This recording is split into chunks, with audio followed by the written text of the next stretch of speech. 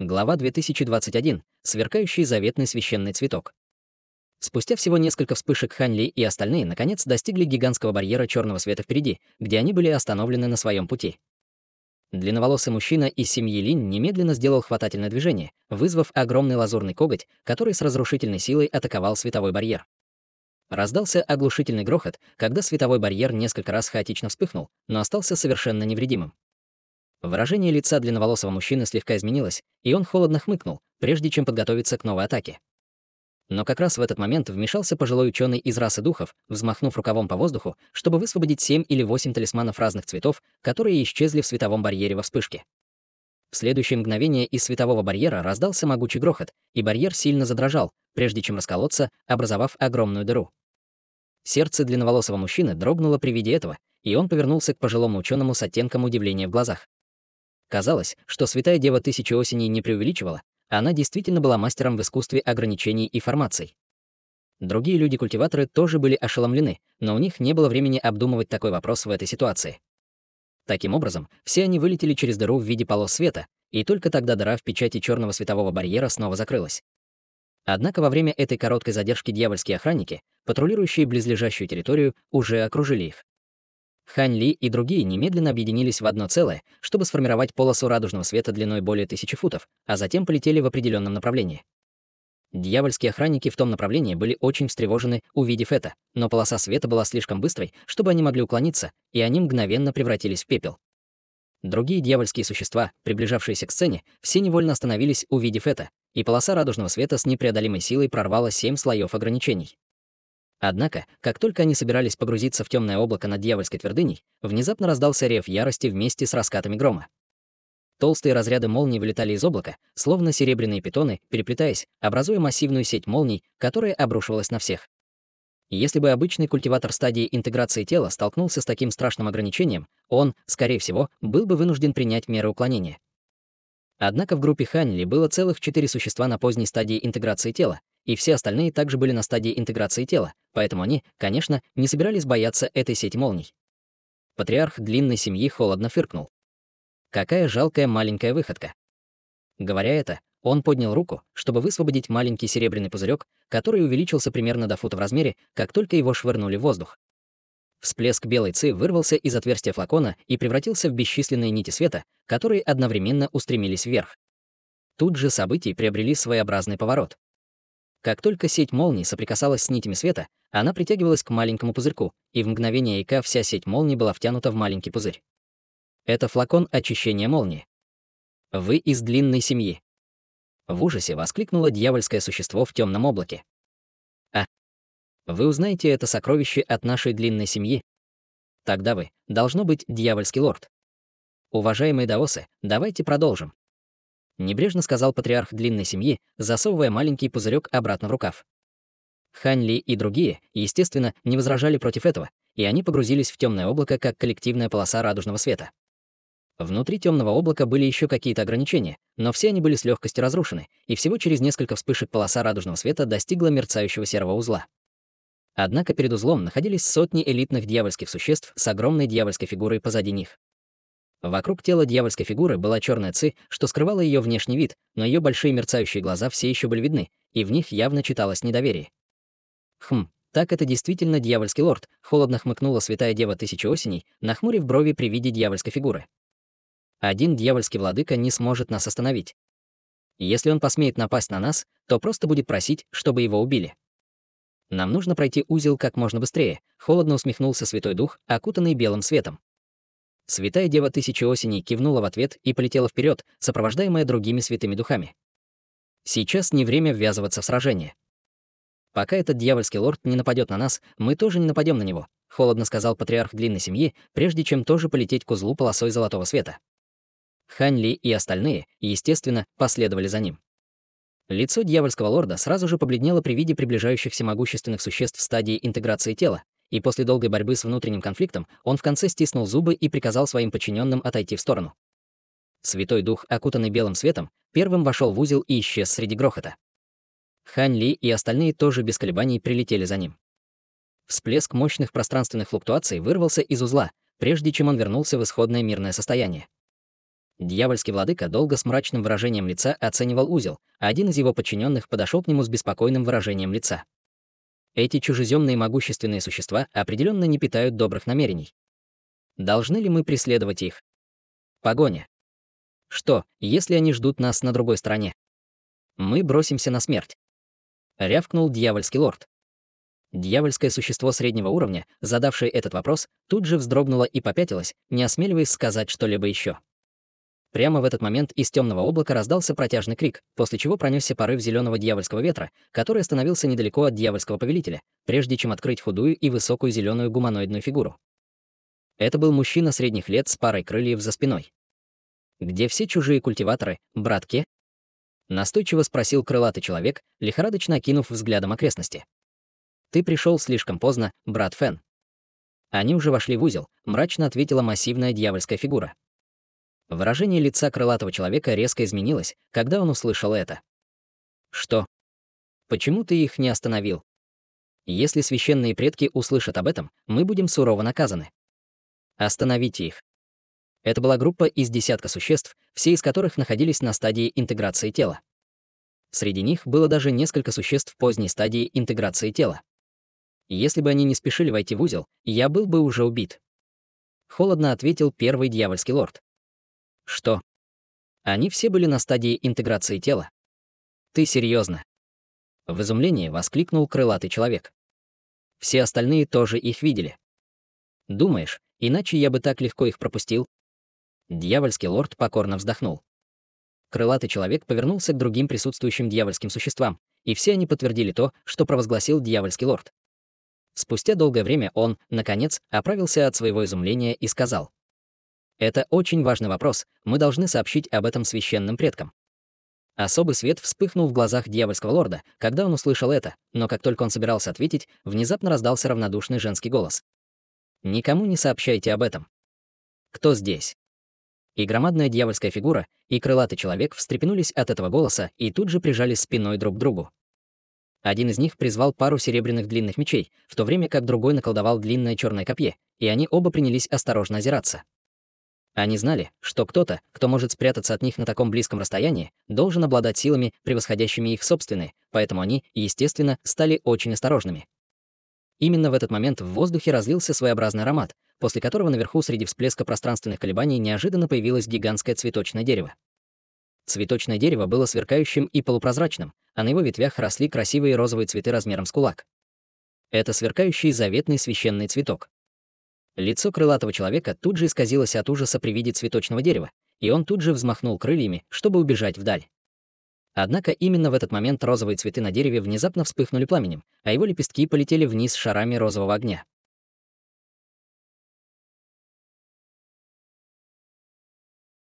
Глава 2022. Тяньци и Хэйян.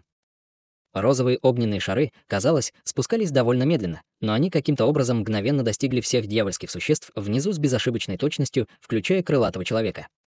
В тот момент, когда это пламя соприкоснулось с розовым пламенем, оно в мгновение ока испепелилось в дым, оставив позади только первого дьявольского лорда.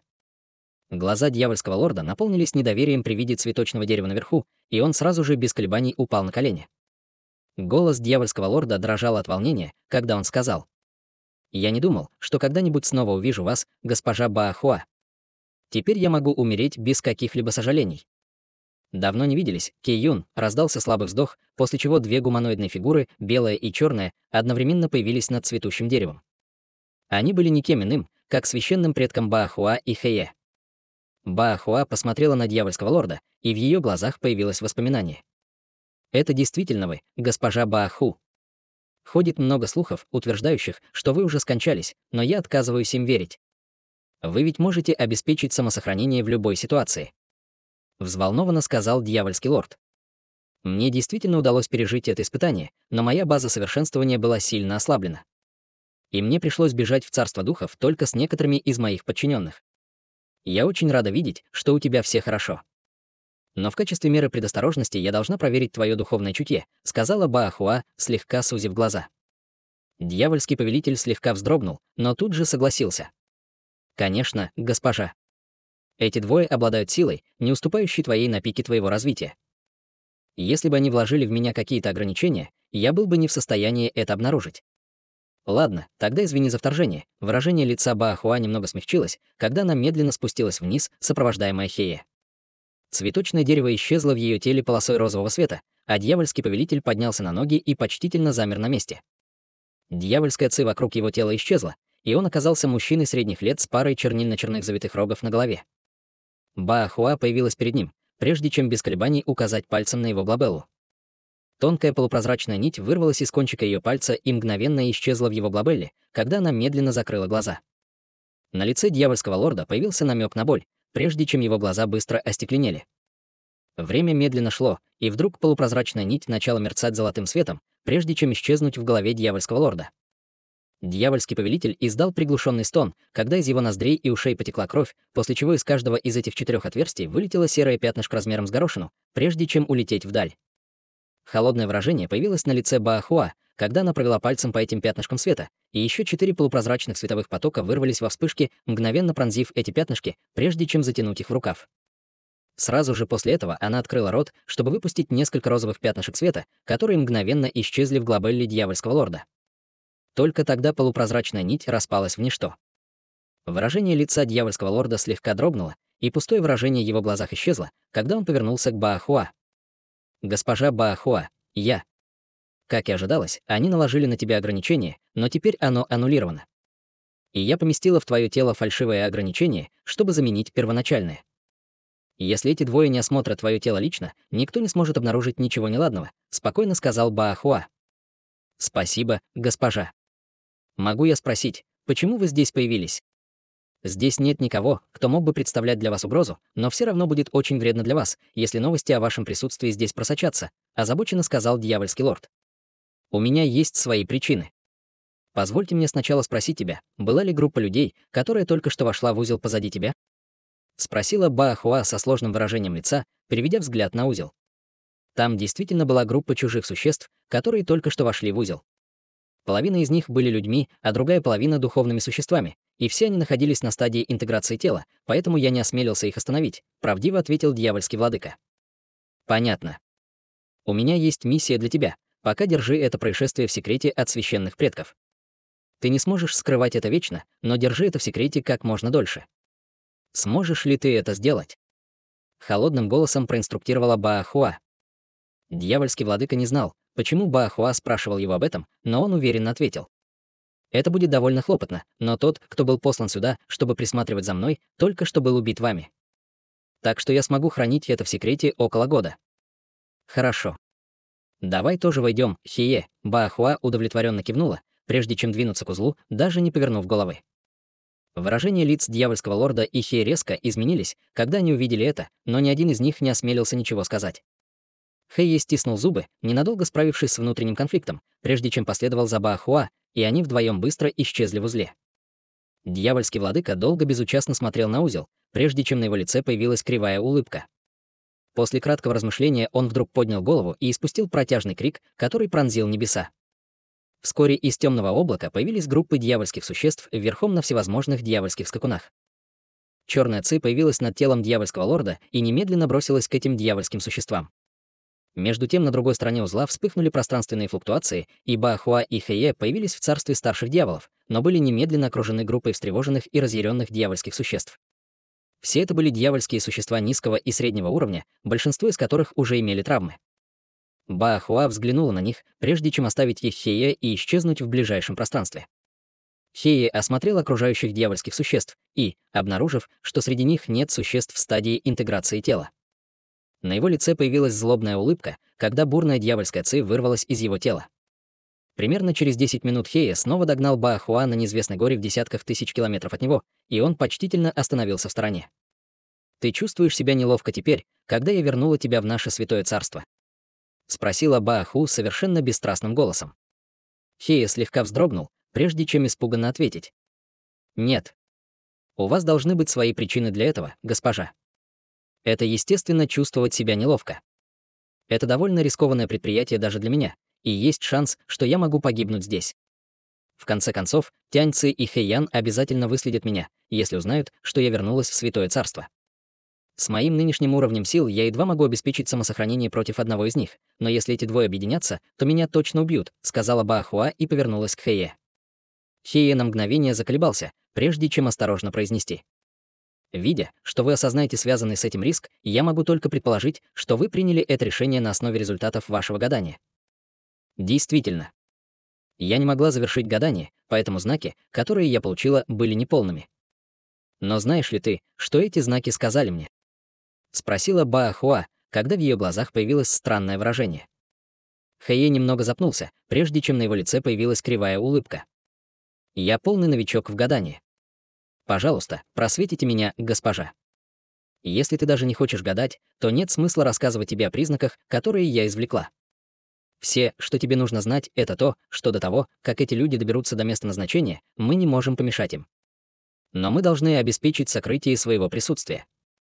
Они не должны обнаружить нас. На самом деле, нам, возможно, придется помогать им из тени, если это необходимо для того, чтобы они беспрепятственно добрались до места назначения». Хэй был сбит с толку, услышав это, но все же сразу же сказал: «Я обязательно буду следовать вашим инструкциям, госпожа. Ты очень хорошо служил мне во время этого путешествия. Пока ты продолжаешь служить мне, я буду помогать тебе во время твоего будущего прорыва на этапе Великого Вознесения, как только я восстановлю свои силы», — пообещала Баахуа с серьезным выражением лица.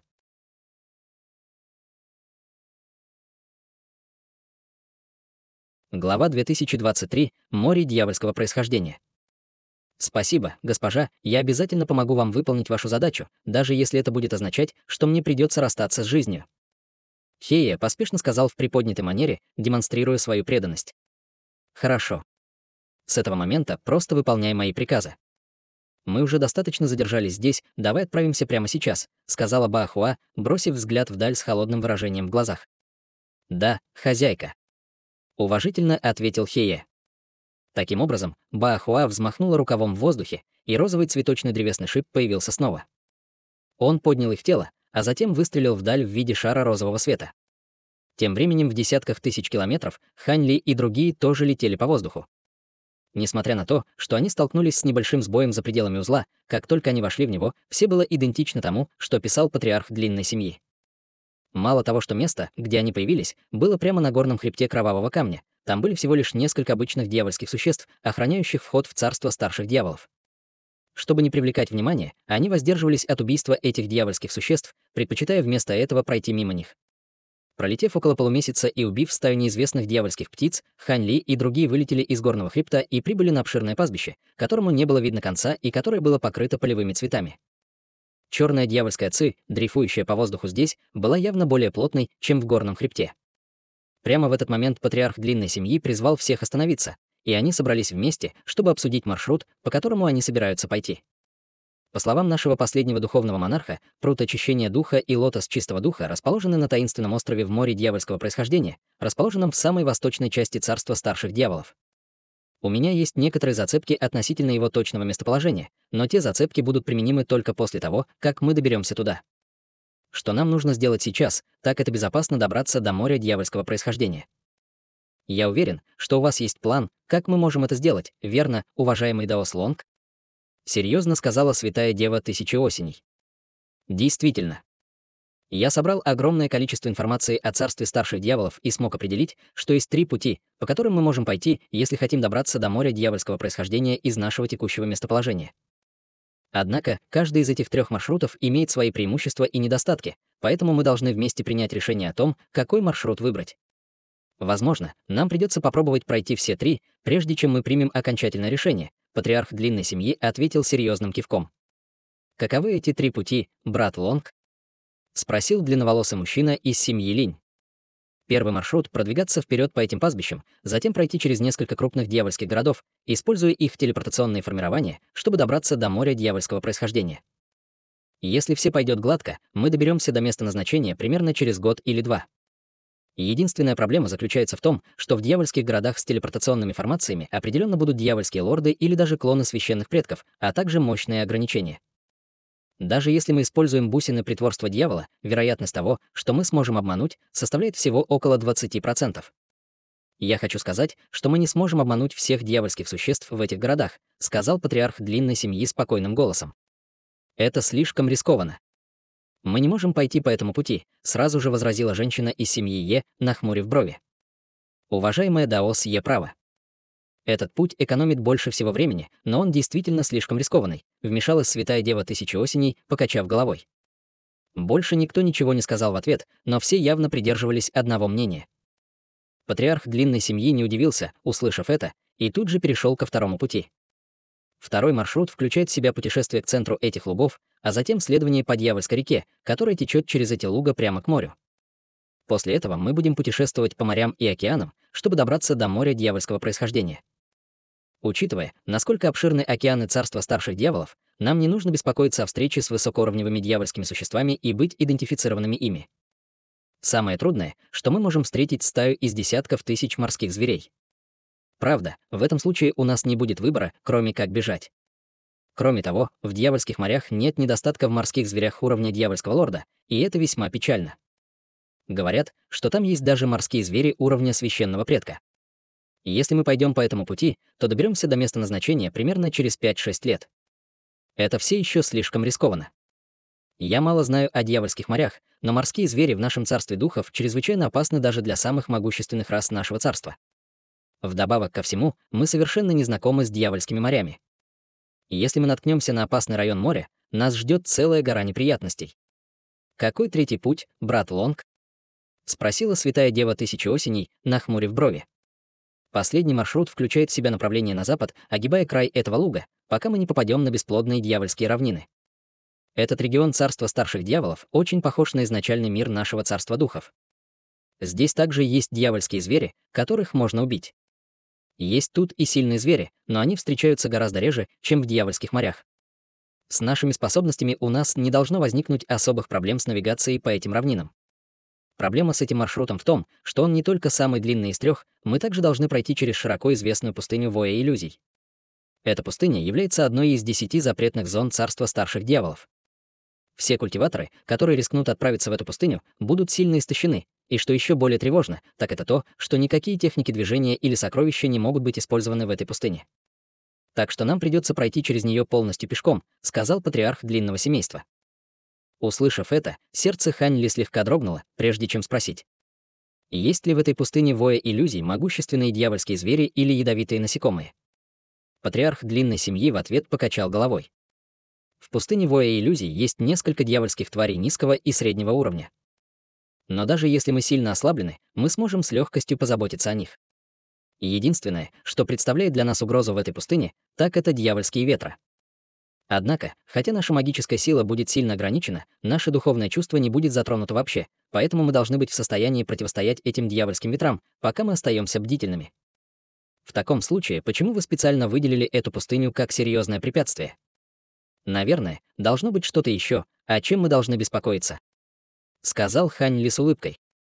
Действительно, брат Хань. Если бы это был масштаб проблем, с которыми нам пришлось столкнуться, то я бы сразу выбрал этот маршрут, даже не обсуждая два альтернативных маршрута. Основная проблема в том, что пустыня Воя Иллюзий слишком большая. Без возможности использовать какие-либо сокровища или методы передвижения, чтобы пересечь ее, потребуется 5-6 десятилетий, чтобы добраться до другой страны, с кривой улыбкой ответил патриарх длинного семейства. 5-6 десятилетий. Хань Ли и женщина из семьи Е были ошеломлены, услышав это, в то время как духовные существа оставались вполне спокойными, что указывало на то, что они уже знали о масштабах пустыни Воя Иллюзий. 5-6 десятилетий — это слишком много. К тому времени, как мы доберемся до моря дьявольского происхождения, дьявольские скорби, скорее всего, уже закончатся, сказал длинноволосый мужчина из длинной семьи. В таком случае, какой из первых двух маршрутов вы бы предпочли, брат Лин? Спросил патриарх длинного семейства. Длинноволосый мужчина на мгновение замялся, прежде чем стиснуть зубы и ответить. Первый слишком рискован, второй тоже довольно рискован, но пока мы будем осторожны, есть шанс, что мы сможем добраться до моря дьявольского происхождения, не будучи замеченным ни одним морским зверем. Хорошо, что вы думаете, уважаемый Даос Хань, уважаемая Даос Тысячи Осеней? Спросил патриарх длинной семьи, повернувшись к Хань Ли и святой деве Тысячи Осеней. Помимо Святого Духа, окутанного белым светом, который почти никогда не разговаривал, эти двое были единственными присутствующими существами на поздней стадии интеграции тела, поэтому патриарх длинной семьи, естественно, интересовался их мнением.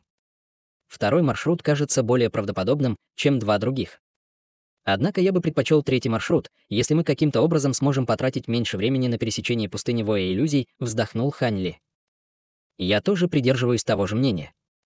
На самом деле есть способ пересечь пустыню Воя иллюзий за более короткое время.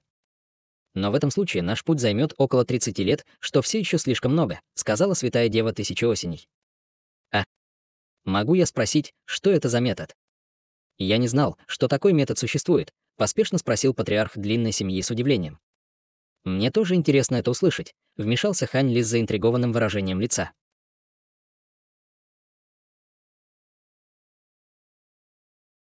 Глава 2024. Восьминовая дьявольская ящерица и пилюля бессмертной души.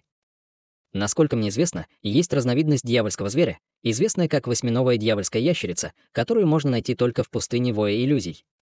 Этот тип дьявольского зверя может летать, но двигаться со скоростью ветра в пустыне. Если мы сможем найти несколько из них в качестве наших скакунов, мы сможем путешествовать по пустыне с гораздо большей скоростью, сказала святая Дева Тысячи Осеней. В таком случае мы можем рассмотреть окончательный маршрут. В конце концов, этот маршрут будет намного безопаснее, чем морской путь, сказала женщина из семьи Е с задумчивым выражением лица. Боюсь, это не так просто, фея Е.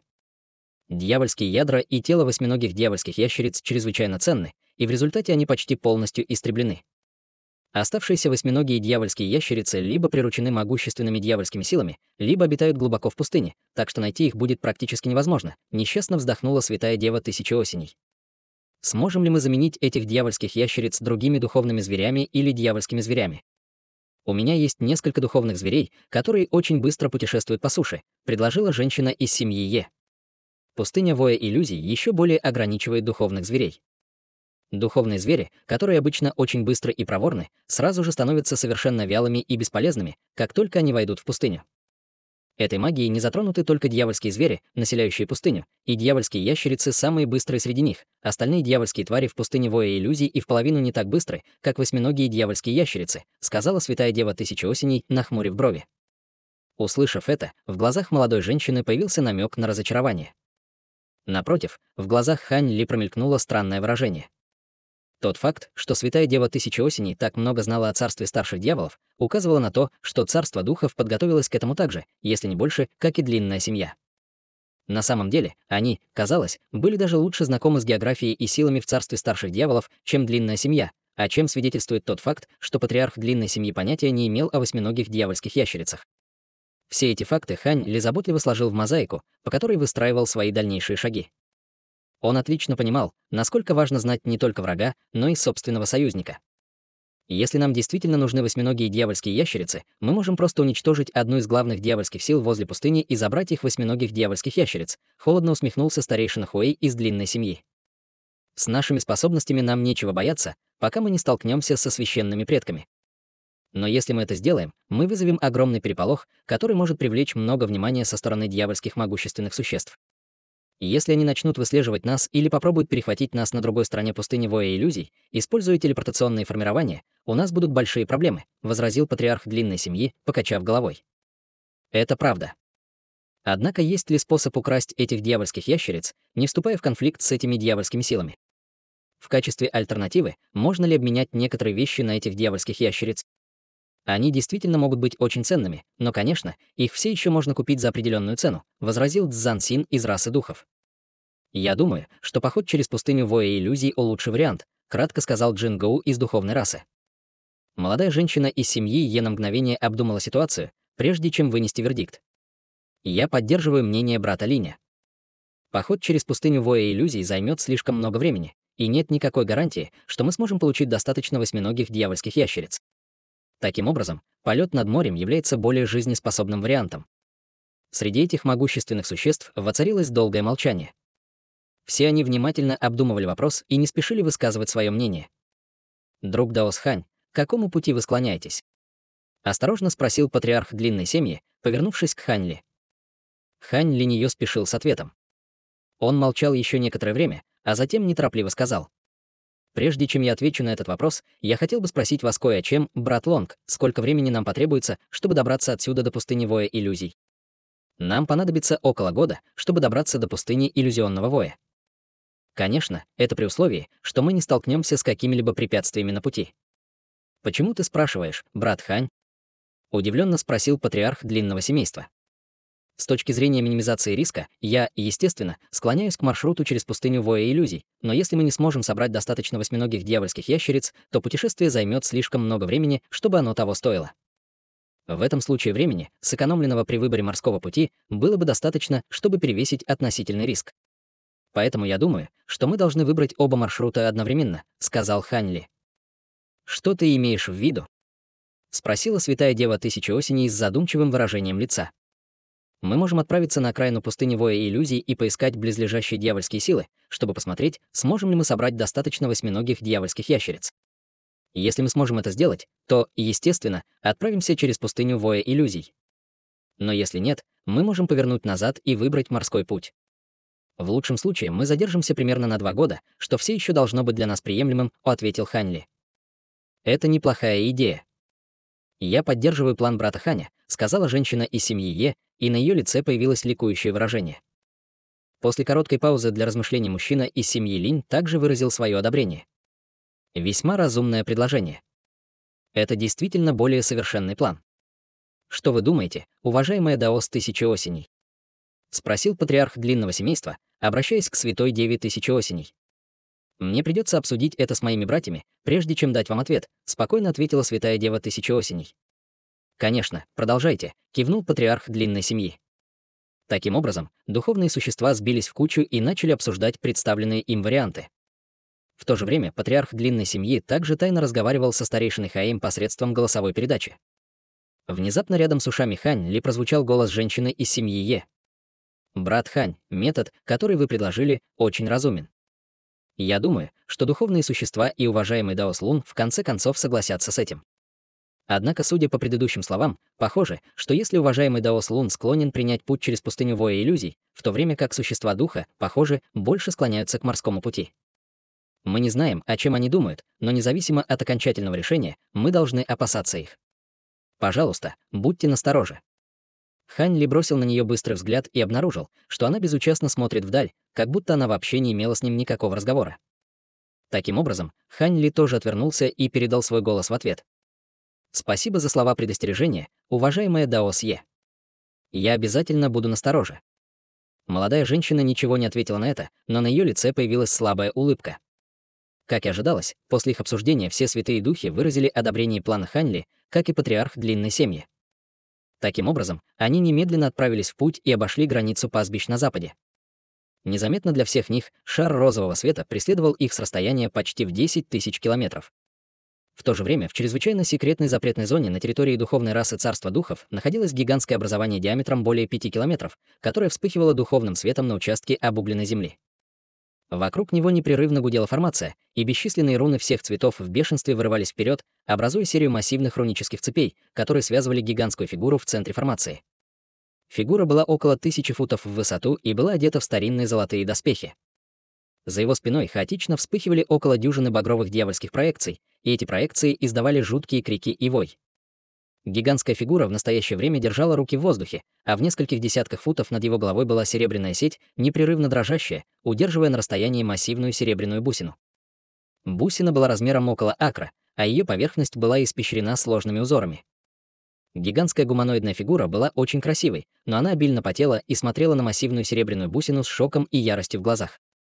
В воздухе вокруг формации находились 8 святых духов стадии интеграции тела, каждый из которых держал пластину формации, и они также обильно потели, когда вливали свою духовную силу в массивную формацию. В десятках тысяч футов прямо над центром формации возвышался мерцающий золотой дворец. Он завис в воздухе совершенно неподвижно, создавая довольно сюрреалистическое и пугающее зрелище. Кто ты? Почему у тебя есть запечатывающая бусина бессмертия? Ты духовный слуга, сбежавший из истинного царства бессмертного. Гигантская гуманоидная фигура злобно взревела. В ответ из Золотого дворца раздался холодный голос пожилого мужчины. «Вам не нужно знать, кто я такой. У вас есть небесная сеть захвата духа, так что вы являетесь заклятым врагом нашей духовной расы. Это конец твоей жизни. Ты действительно думаешь, что этого будет достаточно, чтобы убить меня? Я уже взрастил золотую бессмертную душу. Ты заблуждаешься, если думаешь, что существо из низшего царства вроде тебя может убить меня. Я уничтожу все ваши души и переделаю вас, чтобы вы стали моими сокровищами». Гигантская гуманоидная фигура яростно взревела. Холодный голос снова раздался из Золотого дворца.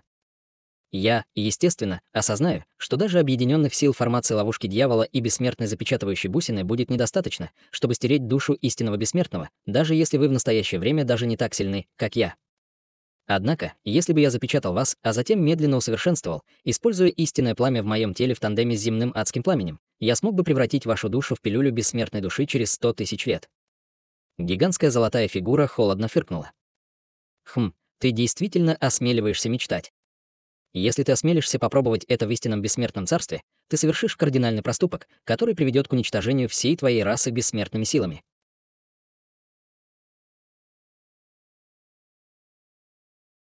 Глава 2025. Цветок кровавой пории и пагода небесного кристалла. Хе-хе, но это не истинное царство бессмертия. Какими бы могущественными ни были бессмертные силы, они не смогут обнаружить ничего, что происходит в низшем царстве, пока это не влияет на истинное царство бессмертия. После того, как я приму пилюлю бессмертной души, полученную из вашей души, я смогу продвинуться еще дальше в своей базе совершенствования и поднять нашу духовную расу на беспрецедентные высоты. Кроме того, это единственный способ по-настоящему убить вашу бессмертную душу, так что у меня нет другого выбора, неумолимо ответил пожилой голос. Вместо того, чтобы прийти в ярость, услышав это, гигантская гуманоидная фигура внезапно расхохоталась. Подумать только, что я был бы доведен до такого плачевного состояния простыми духовными слугами. На пике своих сил я бы стер великую стадию Вознесения, а уж такого, как ты, в мгновение ика. Позвольте мне увидеть, как ты собираешься запечатать мою душу. Сразу же после этого он яростно взмахнул руками вверх и в быстрой последовательности наложил около дюжины заклинательных печатей, и все они исчезли в небесной сети захвата духа.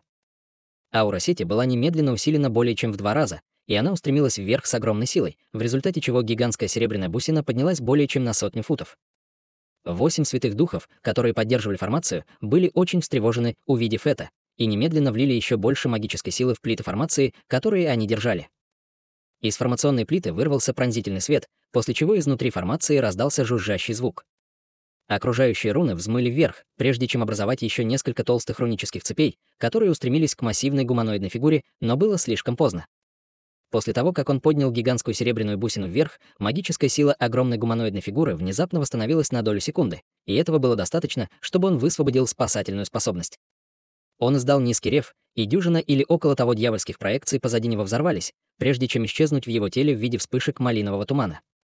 Раньше его тело было немного размытым и нечетким, но оно мгновенно стало намного четче, и его золотой доспех раскололся, обнажив кожу бронзового цвета на верхней части его тела. На его груди было изображение, чрезвычайно похожее на золотой цветок, и как только это изображение появилось, гуманоидная фигура начала быстро повторять древнее заклинание, которое никогда не произносилось в царстве духов. Изображение золотого цветка слегка вздрогнуло, прежде чем стать красным, как кровь. Тут же распространился кровавый запах, после чего цветок медленно появился из его груди, как если бы он стал реальным объектом. Это цветок кровавой пории. У вас больше нет физического тела, есть лишь тело цветочного демона. Воскликнул пожилой голос из Золотого дворца. Гигантская гуманоидная фигура не обратила на это внимания и опустила голову, прежде чем выдохнуть в сторону массивного малинового цветка. Источник близлежащего мира Ци мгновенно в безумии устремился к малиновому цветку, и все небо померкло, когда над головой появились гигантские пятицветные облака, создавая невероятное зрелище. Поглотив так много мировой Ци, малиновый цветок увеличился более чем в 10 раз по сравнению с первоначальным размером и вызывал очень тревожное чувство. Вы сошли с ума. Вы собираетесь взорвать этот цветок? Разве вы не знаете, что ваше физическое тело также будет уничтожено взрывом? В голосе старика прозвучали нотки удивления и ужаса. В то же время в воздухе над Золотым дворцом вспыхнули пространственные колебания, после чего появилась гуманоидная фигура. Это был пожилой мужчина в белой мантии с удивительно юными чертами лица, и он с нервным выражением смотрел вниз на массивный малиновый цветок. Хе-хе, взорвать мое физическое тело гораздо лучше, чем превратиться в таблетку. С силой моей души я смогу воплотить новое тело достаточно скоро. Если ты знаешь, что для тебя хорошо, то ты деактивируешь эту формацию и немедленно извлечешь бусину запечатывания бессмертия, и я также оставлю прошлое в прошлом. Ты узнаешь этот демонический цветок, поэтому я уверен, что ты знаешь, насколько мощной будет его детонация. По крайней мере, этого будет достаточно, чтобы превратить вас всех в пыль, пригрозила гигантская гуманоидная фигура. Выражение лица мужчины в белом значительно помрачнело, когда он услышал это, но он не ответил. Выражения лиц 8 святых духов также стали очень напряженными после ощущения устрашающей силы, исходящей от гигантского малинового цветка. Однако без каких-либо указаний со стороны пожилого мужчины в белом они не осмелились что-либо сделать и могли только продолжать изо всех сил поддерживать строй. Выражение лица пожилого человека в белом несколько раз менялось, прежде чем в его глазах появилось безжалостное выражение. «Я могу подумать о том, чтобы отпустить вас после того, как запечатаю». Сразу же после этого он исчез на месте. «Так ты действительно хочешь умереть? Хорошо, тогда я отправлю вас всех в путь». Взревела гигантская гуманоидная фигура, но намек на нерешительность закрался в его глаза, когда он бросил взгляд на огромный малиновый цветок. Он сказал, что создание нового физического тела будет для него очень простым делом, но на самом деле это было далеко от истины. Даже если бы ему очень повезло, все равно потребовались бы десятки тысяч лет, прежде чем он смог обрести новое тело. Вдобавок ко всему, процесс, посредством которого он проявил это физическое тело с помощью цветка кровавой пории, был чрезвычайно трудным, и ему потребовалось более 100 тысяч лет и бесчисленные кропотливые усилия, чтобы достичь этого. С этим физическим телом для него не было бы невозможно в конечном итоге вернуться к пику своих сил благодаря усердному совершенствованию. Если бы он потерял это тело, он не был уверен, что сможет найти другое тело, столь же подходящее, как это, и он не знал, сможет ли он когда-нибудь вернуться к своей вершине. Однако эти сомнения промелькнули в его голове лишь на короткое мгновение, прежде чем он стиснул зубы и принял решение. Он возобновил свое пение и указал пальцем на гигантский малиновый цветок, и тот снова сильно раздулся. На всех его лепестках вдруг стали появляться белые трещины, и из него вырвалась ужасающая аура, которая теперь была в несколько раз мощнее. В то же время гигантские пятицветные облака наверху объединились в одно целое, покрывая все небо, и оно опускалось со скоростью, заметной невооруженным глазом. Когда оно спустилось, 8 святых духов почувствовали, что их тела стали чрезвычайно тяжелыми и вялыми, как будто на них давит гигантская гора. Они, естественно, были очень встревожены этим, и защитные сокровища вылетели из их тел в виде шаров духовного света, прежде чем образовать вокруг них слои световых барьеров. Это позволило им восстановить свою подвижность, и они тут же в панике отступили. Казалось, они летели очень быстро, но все равно были в несколько раз медленнее, чем обычно, и у них не было никакой возможности уйти из зоны действия взрыва малинового цветка. 8 святых духов сами ясно осознавали это, и они лихорадочно выпускали всевозможные сокровища, чтобы помочь им противостоять неминуемому взрыву. Холодный свет вспыхнул в глазах гигантской гуманоидной фигуры, и он резко переключился на другую ручную печать, произнеся слово «взрыв». Массивный малиновый цветок задрожал, а трещины на всех его лепестках значительно расширились. При этом из трещин выступления выливалась малиновая жидкость, напоминавшая расплавленную лаву. Как только эта жидкость соприкасалась с воздухом, она превращалась в шары малинового пламени, окрашивавшие все окружающее пространство в ярко-красный цвет. Эти шары беспорядочно вспыхивали, готовясь к самодетонации. Тем временем гигантская гуманоидная фигура уменьшилась до размеров среднего человека, а над его телом появился пронизывающий серебряный световой барьер. Он жертвовал своим физическим телом во время этого взрыва, но ему все равно нужно было защитить себя от взрыва, чтобы свести к минимуму нанесенный ему урон. В этот момент в воздухе над массивным малиновым цветком раздался холодный голос пожилого человека в белом. «Вам придется пройти мимо меня, если вы хотите взорвать себя. Я собираюсь полностью запечатать вас, даже если это означает, что мне придется получить серьезные травмы в процессе».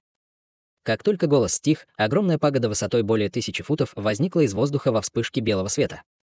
Пагода была полностью блестящей и прозрачной, с бесчисленными прозрачными рунами, начертанными по всей ее поверхности, что делало ее похожей на вырезанную из ледникового льда. Что еще более примечательно, так это синяя бусина размером с голову, которая была встроена в вершину башни. На первый взгляд она казалась совершенно гладкой, но при ближайшем рассмотрении можно было обнаружить, что на ее поверхности высечены бесчисленные прозрачные рунические образования разного размера.